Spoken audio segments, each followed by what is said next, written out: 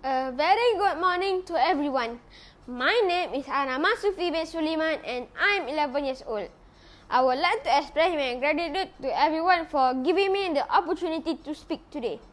Today, I hope I can share my own experience on how I cope with my studies through this COVID-19 pandemic. As everyone here knows that our country has been fighting for the last 2 years to curb the spread of the most dangerous virus in our human history. Yes, we are winning, but the impact of the pandemic is so bad, especially to our education system. As a student myself, the pandemic really changes my perspective on school. For the first time in my life, I really miss school so much. My hunger for education is something that I cannot explain, even with my involvement with PDPR. There is something amiss. Something important. Yes, that is real education. I'm not against PDPR. In fact, I make sure myself involved in every session available. But distance learning is not something that we can easily adapt, especially at my age. But of course, after some period of time, I managed to improvise my studies through a few strategies, which I would like to share today. During this hard time that the world is experiencing, it is easy to panic and get upset, especially during the quarantine when you feel isolated and very lonely.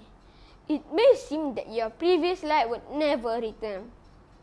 Those negative thoughts and feelings can really get to you sometimes. I don't know about you, but they certainly came to me. I'm a bit worried about the new ways of teaching that the government considered necessary for social distancing. Adjusting to a new routine is hard. Therefore, I try to make my own schedule in order for me to stay productive. In this situation, the hardest thing for me is missing my friends, whom I have not seen for a long time. Probably many children are experiencing this feeling now. Something that helped me is by contacting them online. I would advise my peers to remember that this situation is temporary. Talk to your friends online to remember to entertain yourself and to keep up with them. And most importantly, try to stay away from too much information because it will just make you even more worried.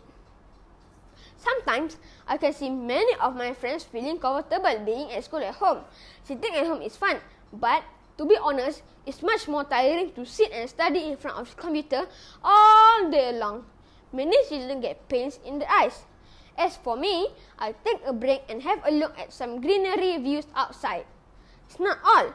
The internet connection is also a huge problem.